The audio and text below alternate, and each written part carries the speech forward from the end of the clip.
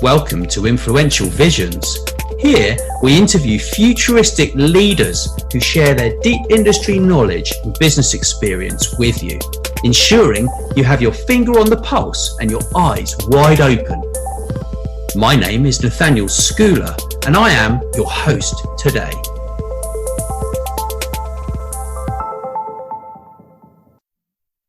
Well, today I am joined by Tom Leonard. He's an internet marketing consultant, and we are going to discuss how Netflix actually attracted the first 50,000 subscribers, because Tom was there, which is very cool. And we've met over in California. Nice to see you, Tom. Hey there. Good to see you too. Yeah, we had a really good time. We had a fantastic Thai restaurant near where you are. Absolutely brilliant. You gave me a tour around the neighborhood as well. So we had it was great fun, right? It was great fun. No, it's always fun to have tourists come visit, have visitors come and visit, because it gives us the opportunity to go around and see the touristy things we wouldn't look at otherwise. Yeah. It was very Hollywood cool. and Highland. It was very cool. And the Chinese theater, right? Yep. Very cool. And you showed me your old house. That was very cool. Nice neighborhood. Really nice. Well, so that's one of the great things about living in Hollywood. There's so much, to me, interesting history there. Mm-hmm. I mean, you could really just every little street has some little movie connection. It seems like, which, if you like movies, if you like the entertainment business, it's just a really, really good place to be. Yeah. Well, it was certainly fantastic. It gives me a whole new dimension, especially going to that bar on what is it? I think it was on Hollywood Boulevard. I went with my sister to the bar where I forget what it's called, where they shot part of that film, Once Upon a Time in Hollywood. Do you know the bar I'm talking about? I don't. I'll look it up in a minute, and I'll tell you what it was. But it's it's Frank's Grill. Oh, Frank and Musso's. Frank and Musso's, yeah. There's tremendous. Many things are filmed there. Yes. Yeah. That's a really popular. It was place. epic, yeah. Yes. Yeah. And the barman was actually in the movie. Yeah, that just made me grin. And he had such an attitude problem. It was hilarious. Like he was just Mr. Attitude completely. Yeah. It was almost like something out of like an old gangster movie. Like going in there, it feels like that. It's like a really, really strange place. But yeah, so I know you used to work at Netflix in the early days. You used to work at Warner Brothers, and you went to Stanford, and you're a pretty intelligent guy, right? So we've never really delved. What's that, Tom? Keep going. That's where I stop. I'm going to stop at Stanford. That's enough. So despite Blockbuster owning this database, right, because you just told me before, of 284 million people, how did Netflix grow from nothing to those 50,000 subscribers? Well, one of the things, as we were talking about, this was in the 90s. This is before big data really existed in a meaningful way. And Blockbuster, because every time you went in there and you had a membership card, so they tied everything back to your membership at Blockbuster. So they had a record of everything that you had ever rented. How valuable is that? If you want to market then to people a particular movie that's coming out, you have their street address, you have their payment. The database was just unbelievably valuable. And we were always scared that they would figure out how to use that against us, which for all kinds of reasons they did not. And so we were lucky that way. But one of the things that I remember starting out at Netflix was the people who ran it. Mark Randolph, who hired me, one of the founders, Reed Hastings, who's still there, obviously running the company. They were two things. They were fearless and they were analytical. It's like, we had no fear of Walmart. We had no fear of Blockbuster. We had no fear of anyone else, which is always good. You kind of need that in a startup environment anyway, but also unbelievably analytical. I will bet that almost the third person hired at Netflix was the stats guy. It's like they wanted to measure everything. everything, which for being an internet marketer was perfect. It's like, I just had all the information I ever wanted. And when I wanted to know other things, then I could say, hey, how about, can we measure this sort of thing? And they're like, oh yeah, let's do that. And so it was so much fun that way. But I think a large part of their success is just the fact that they like to test things, measure them, and then improve on what it is that they're doing. And that's how they fell into the subscription model. So because they just were like, let's try this out. And they did. And it's like, hey, maybe this thing has legs. One of the things that happened with Netflix, and again, it goes to their long range thinking there as well. I remember being there, and this has been a long time back. They were talking about doing streaming someday. We were all doing DVDs in the mail, and they were talking about doing streaming even back then. So, but one of the things that they did, this was back in the days when not everyone had a DVD player. It's hard to believe DVD players were a thing, but so we could only grow as a company as quickly as people had DVD players. So what did they do? They went to all the DVD manufacturers in Asia in particular and said, hey, can you put this free offer card insert into every box you send out? The manufacturers were like, you bet. I mean, anything, because anyone that buys one of these doesn't have a million DVDs at home, doesn't have any DVDs at home. So here's a value add from their perspective. So, and for Netflix, it was like, hey, you get it home and you open up the box with all the other stuff. Here's a little card that says, oh, now I can start getting DVDs in the mail. That would be really fun, sort of thing. So, yeah, much better than the Blockbuster offering with the late fees, and you go to the shop and they've run out of it. I mean, people listening to this, most of them some may not have experienced that, right? But like, I remember being like 10 years old in England, going to the local video shop, the Blockbuster or whatever, turning up there, and you've heard all about this amazing film, yeah, and like your mum's late all the time, yeah. So she drives you there after school. She's late picking you up, and you arrive there, and what happens? Someone else has rented like the 5 copies of your films, yeah. I mean, you want those films, so you end up taking away some film you've never seen before, which is just lame, yeah. But you do it anyway, and then you forget to take it back on time, and you get charged a massive late fee, right? Yeah, quite a business model, huh? But it really worked because it gave people a new option for entertainment. So what happened with these cards then that were out there, when people would send these things in, we start collecting their email addresses. Mm-hmm. So we needed to get the first 50,000 subscribers in 3 months after I got there to meet funding guidelines for the company starting out, as I remember it.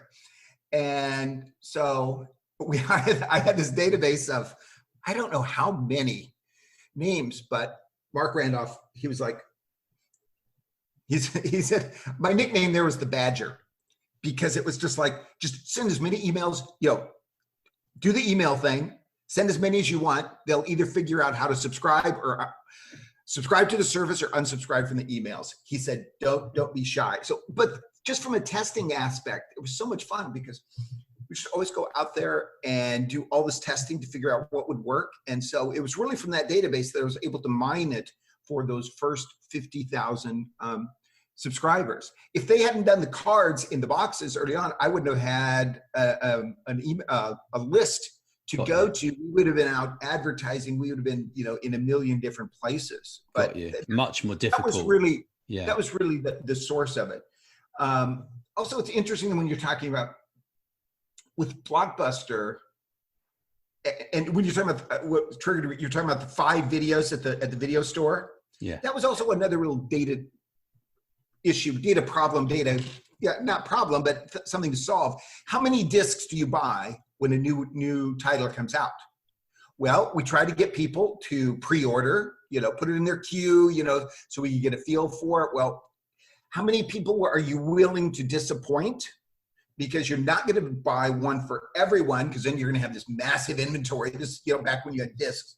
So how do you do that? And early on, There also, the other thing that Blockbuster had that we did not have starting out was Blockbuster basically had a royalty deal where they only paid the studios a royalty. They didn't buy a piece of, well, they probably paid for the piece of plastic, the 99 cents, whatever the plastic cost, but they didn't pay the full, price for full wholesale price on these things. We did. Right. So there was a warehouse up in San Jose, and probably one of the worst jobs that these kids will ever have on their resume was they had to open DVD boxes for Netflix. So they were like boxes and boxes, and they were literally opening the little DVD covers, taking them out, putting them in the sleeve. So because at the time, the studios did not think that renting DVDs in the mail was a real business. Right. It was just starting out. So the studios were skeptical, and studios in general, especially after having worked at some later on, extremely conservative. They do not go after new technology or new way of doing things unless they're typically kicking and screaming, drug to the party sort of thing. So so they saw the Netflix model was interesting to them, but they didn't see it going anywhere. They were still, Blockbuster was their guy. Hollywood Video was their guy.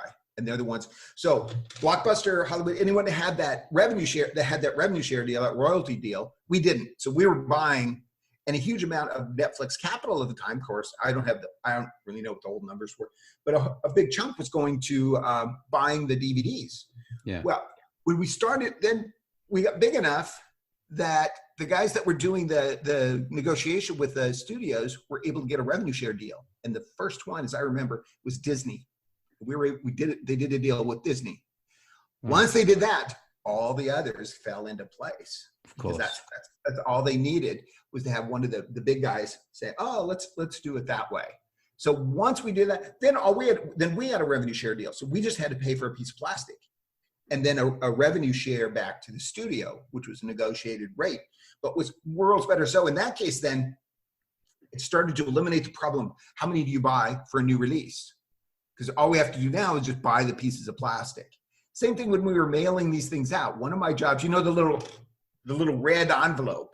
Yeah. I remember getting them because I was a subscriber, I think, or my dad was maybe. Well, that red envelope early on, that was my department's responsibility to get those printed. And what we were trying to do is when we were sending those things out in the U.S. mail, we were the second largest postal customer in the entire United States. Wow. And everything went out of the San Jose post office. And you go over there and it was just like, it was bright red every day. It was just like there were so many of these envelopes going out. So what we were trying to do though, because we were paying first class and a half because of the weight to send those things out. So that was like 55 cents, I think. So if we could get that down to just first class, figure out a way to get this packaging down so it weighed less. Mm-hmm. I mean, we would have been able to save hundreds of thousands of dollars a day on that. So we were trying all kinds of different things. We were doing little Tyvek things, and what happened was, because when we were sending these things out at the time, everything was going out from the San Jose post office, and so they made sure that the little discs did not go through the machines. So everything went out. When it came back from all over the country, it would usually go through a machine, and machines would break the disc. But from a marketing standpoint, we weren't so concerned about it. As long as the disc broke on the way back instead of on the way there, then the customer didn't necessarily, it wasn't inconvenienced for it, sort of thing. But so we got the first 50,000 subscribers, obviously, and it started growing from there. But it was just and always has been just a data-driven machine. Whenever you look at anything that changes on Netflix, if you go out there and you see, oh, what's this little new button here? What's this little feature here? What's this? That thing has been tested to death. Sometimes we would have, it sounds really hokey, there would be hundreds of pricing tests in the field at the same time.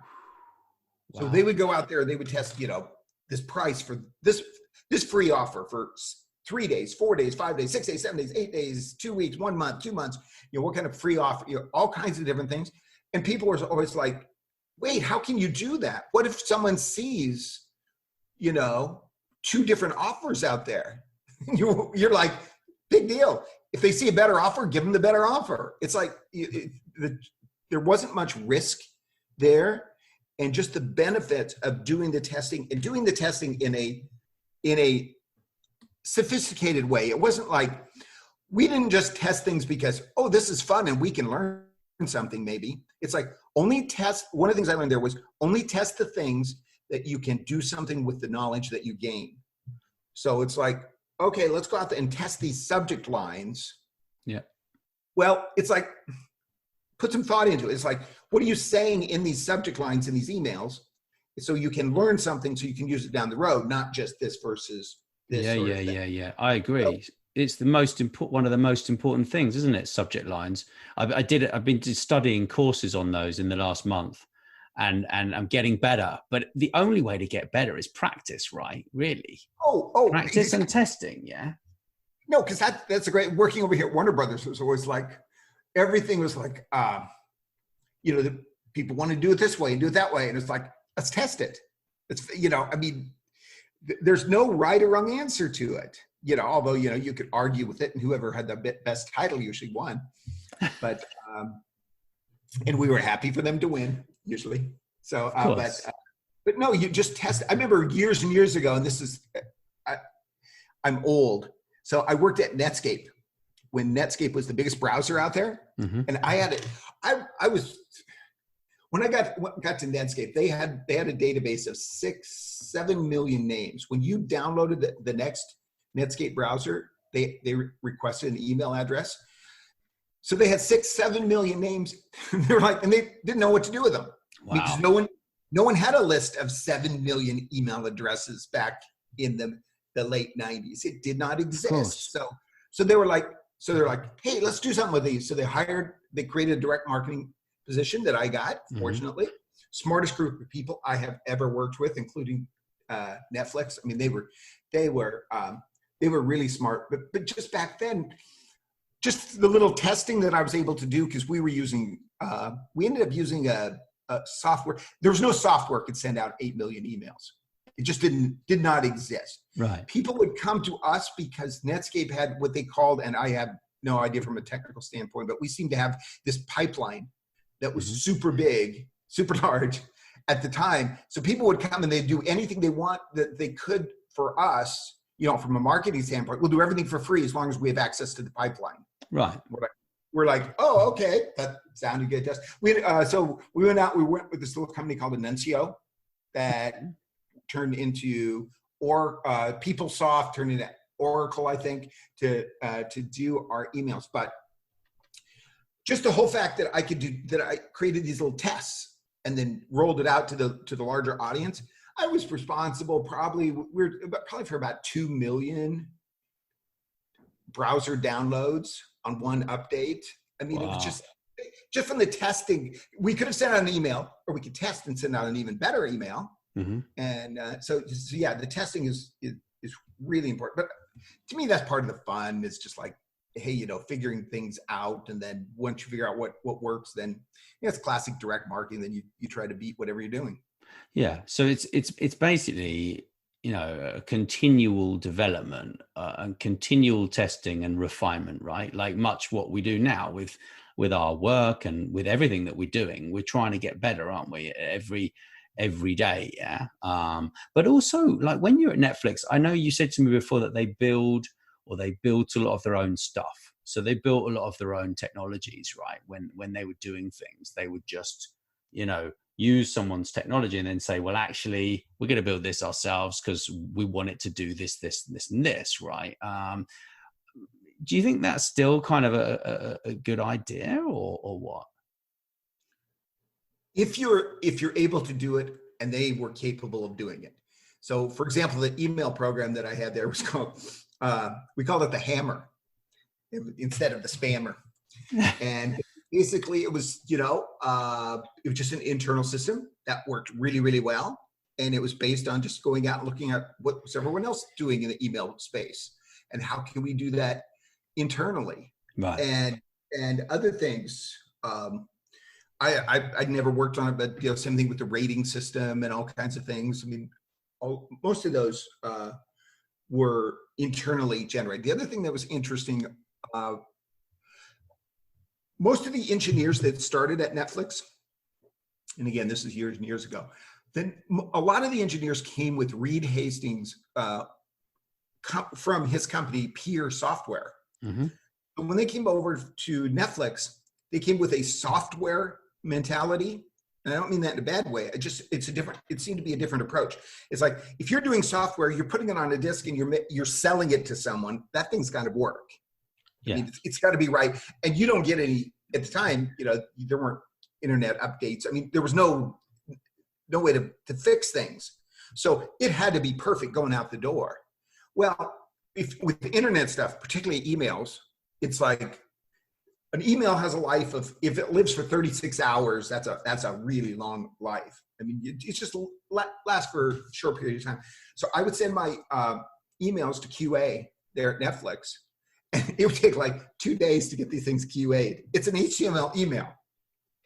But they just want to make sure that it worked in all kinds of situations. Right. And it's like, it doesn't have to, but it was, to me, it was an interesting just approach to business, the way that where they came from versus where I came from. Finally, we made a deal. They made a deal with Mark Randolph there, the guy who hired me. He was like, as long as this email will not bring the site down, then you can approve it. Oh, that's good. Yeah. So it's like, there's no way an email could do that sort of thing. Although I did get at Warner Brothers, I was able to bring down the Warner Brothers site though, because wow. We were selling discs, and I got my deal on the front page of Slick Deals. And just because we had a really good deal, and I just, won the lottery there, and Slick Deals pointed all their traffic to wbshop.com. Boom, we were out of the water, which was right. great. Right. So with Netflix, when you first got there, right, the steps you took were you basically got this piece of mail to initially get the emails, and then you basically sent them an email. So you sent it to a manufacturer, right? The card, and it went in with the manufacturer's DVD program, right? DVD player, yeah. Right. And then in the box. And so you basically designed a really good promotional leaflet, or whatever you want to call it, card or whatever, right? And you tested that before you sent it out with multiple people, or did you just send it because it looked great and you thought, well, actually, this is what people want? The emails? No, the cards initially to get the emails. How did you do that? It was there wasn't much testing done there, because that's the other when you think of the whole concept back in the olden days, when we did direct mail in the mail, I remember doing stuff with American Express because they had the most money to play with. Mm-hmm. And it's like, but it comes in the mail, you respond, you don't respond, you put it back in the mail. Think of that, weeks to get your information.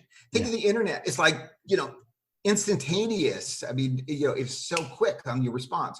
Yeah. But the cards that were going in the boxes, there just really wasn't time to test. I mean, the whole time frame of, we had to have these things months, because you had 3 months you had 3 months, didn't you, to build the subscribers, to raise the money so that they could get the VC funding and grow the business, right? Yeah.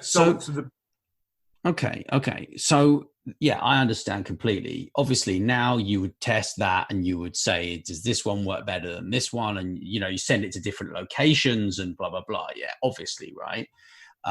You might spray it with a bit of antibacterial. Yeah. Make sure the postman washes his hands. Yeah. So what was the next step after that? right?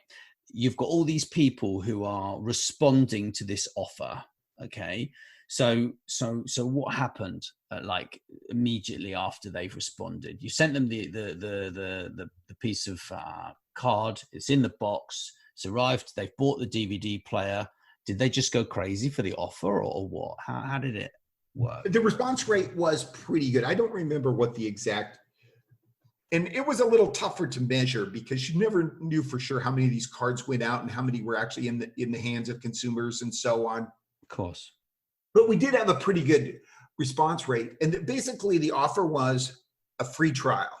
Mm-hmm. So you got like a 2-week free trial or a month free trial of it. Yeah. We started out using a month, thinking that was a really good thing. And then we realized later on that we were giving away the farm. It's like in the month, so many people on the subscription model, in the first month, they go through so many movies. Oh, look at this. So they're just going through the movies, just chewing through them.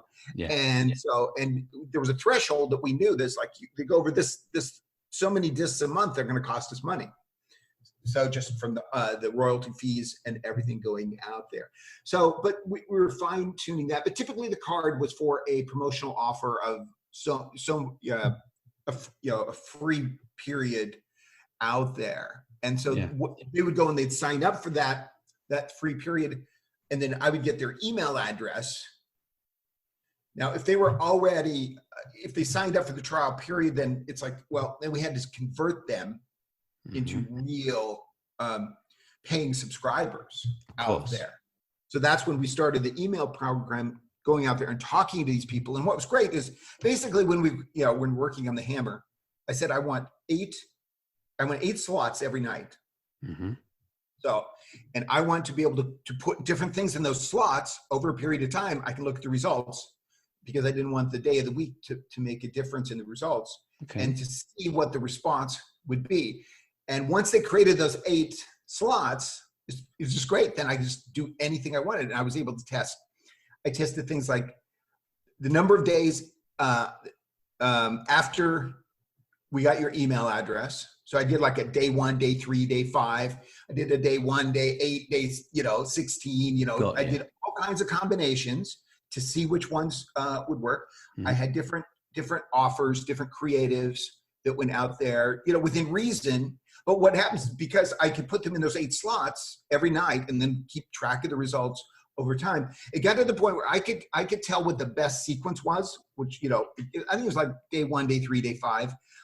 Not only could I tell which ones we physically had more signups for, I could also predict which ones produced the most profitable customers. So it's like, because we knew how much profit or loss every single customer was bringing to Netflix. I mean, that just the way that the program was set up there. So, but because the whole idea was, and then of course, what I always thought was a lot of fun was the other end of it. It's like, when people cancel, what do you do? So when do they come back? And again, remember, this is with the DVD program. It's probably the same with streaming, but it's like, okay, with the DVD program, it's like, so the sweet spot was 8 months. So after you were no longer a customer for 8 months, you had the highest likelihood of signing up again. And then we'd have all kinds of benefits. Maybe we'll save your queue for you, sort of thing, maybe we won't. We'll test all kinds of different combinations there. But it was just getting to play around with the numbers and measuring things. They're still very good though, aren't they, at getting rid of customers that they don't have, the unprofitable ones. Like, they're very good at that, and hanging on to the really good ones that you see a completely different user interface. If you go and try and cancel and you're a profitable customer for Netflix, finding the button to actually cancel is very difficult. This is what I've understood. I find that very, very clever, really. So I've got another question here. Is it possible, do you think, that someone else could duplicate this to like surpass Netflix, or do you think that they are just doing it so well? One of the things that you notice now, particularly in the streaming world, is that the whole entertainment world is based on content. It's like people are pretty agnostic. I think on the source, the platform, it's the content. Now, obviously, you know, they go to Disney Plus, but it's because of the content. It's not because it's Disney. It's because it's the content that they're going to find there is what attracts them. So one of the things that you've seen, you know, Netflix has done tremendous with that, you know, with their own content. So as they're trying to move away from the studios and their content, then it's a different model, and they seem to be, you know, obviously relatively successful there. They just pump out a tremendous amount of content, original content, and that's got to just cost unbelievable amounts of money. So, you know, that's going to be, it's going to be more of a content situation. You know, the whole subscription model is, you know, something that anyone can do, but some people do it better. So, you know, can anyone duplicate Netflix? It's like, yeah, it would be super tough to do it. And we kind of started this discussion talking about Blockbuster and their 284 million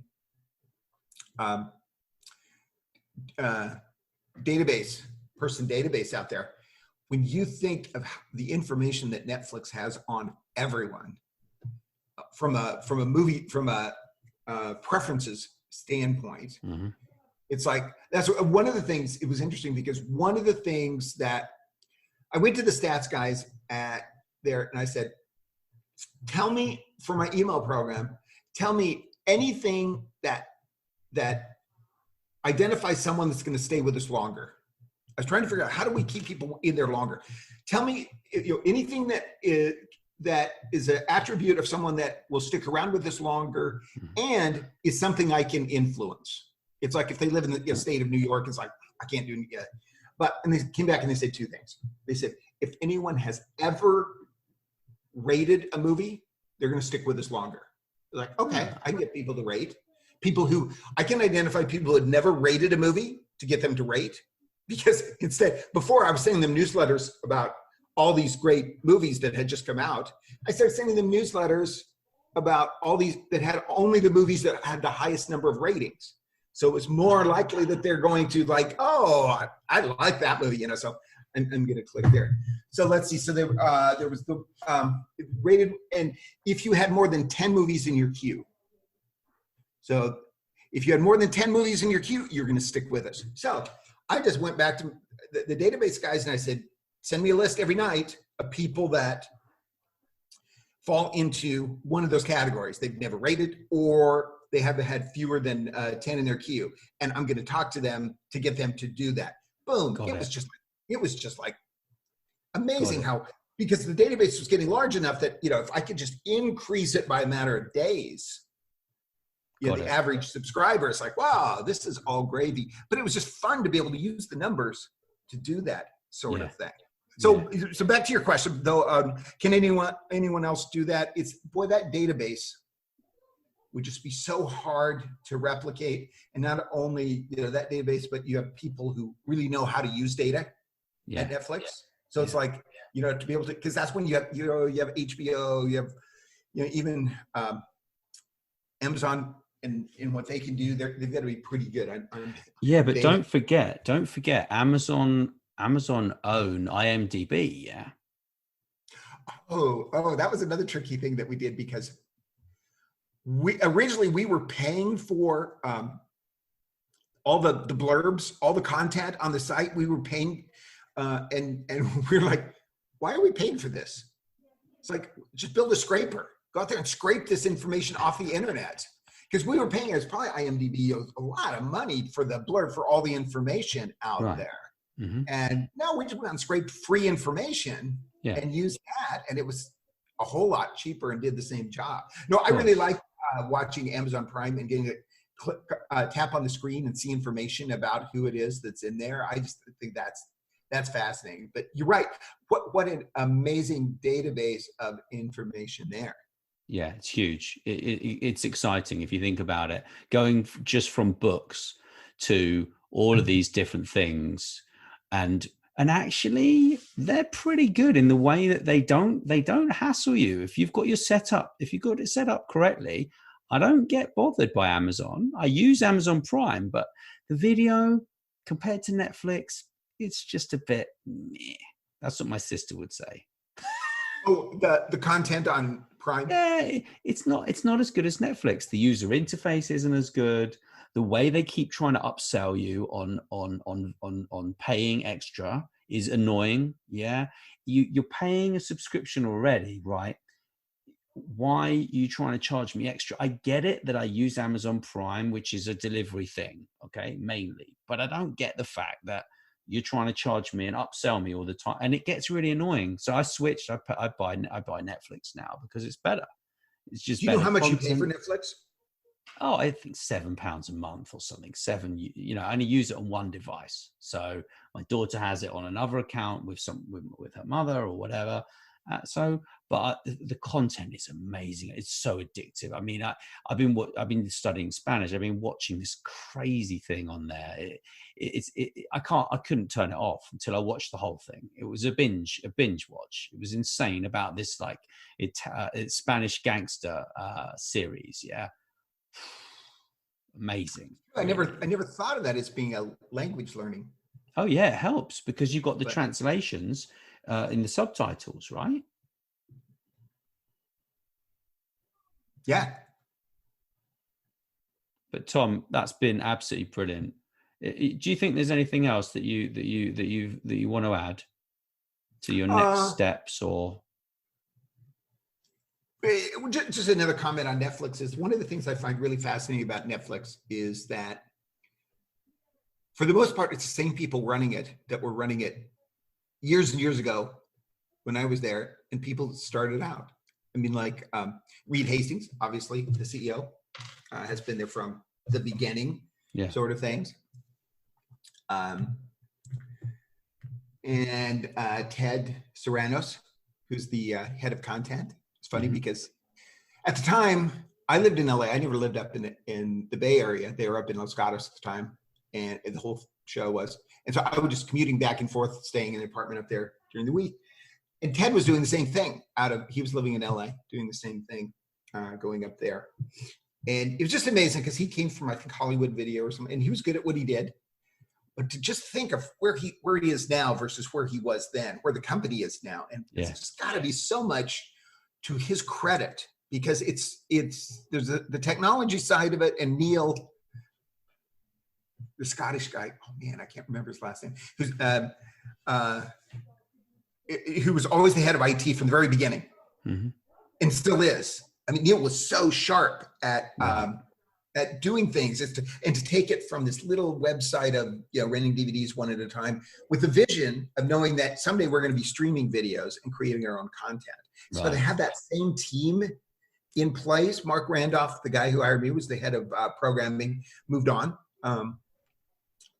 early on. But I was always fascinated that it was that same team, because a lot of startups don't do that or have trouble doing that. Because you have a startup that has 1,000 subscribers versus one that has hundreds of millions of worldwide subscribers, and you have the same guys doing it. Yeah, it's amazing, isn't it? That was pretty neat. So you got to really give them credit there. So no, it was fun while it lasted. They had I was there for a couple of years. Got nicked with layoffs. They had money problems one winter, and they had layoffs, and so came back down here to LA and was doing this stuff, like I said, over at Warner Brothers, which was also tons of fun. Yeah. Just from a content standpoint. So no, it's just fun. That's why when we were also talking earlier about just being you coming and visiting Hollywood. It's like, if you really like Hollywood, you like the movies, you like entertainment, people are like, oh, California is such a tough place to live because it's really expensive and all this. Yeah, and it is. There's a lot of reasons not to live here. But it's, man, when I go out for my daily walks, I walk by Disney Studios. I can walk by Warner Brothers. I can walk by DreamWorks. I mean, it's just, Nickelodeon is right over here. It's Cartoon Network. Everything is in this neighborhood. And so to me, that's fascinating. There's also a history there. So It is fascinating. It's something that if people haven't been there, like when things open up again and all this blows over, such a great place to go to. I mean, I'm really pleased I had a privilege to meet you finally in person, because I said I was going to see you for like probably 5 years, and eventually, eventually I made it. Right, I told you I'd make it eventually. Yeah, and it was great, man. It was great. It would have been nice to spend a bit more time, but I kind of got sick. Me and my sister were sick for like 2 weeks, because she lives in Hollywood as well, and it was one of the best trips of my life, going to California and Las Vegas and around there. But Tom, you've been absolutely fantastic, yeah. And so, if people want to get hold of you, how do they find you? I am on LinkedIn. Is probably the best way to come across me. And of course, I have no idea what the URL is. But if you don't worry, I'm going to drop it. I'm going to drop it in the show notes. That's okay. No, that's probably the best place where I keep track of things going on. Obviously, things are different right now than they were 6 months ago. Yeah. But I am not alone in that situation. So in 6 months from now, we'll be thinking, man, remember how bad it was back then and how much better it is now. So. Yeah. I agree completely. Well, thank you for listening, everyone. And thanks, Tom. Appreciate it. Thanks for listening. Please make sure you share this episode with your friends and business connections too. And don't forget to drop us a review wherever you listen. Thank you.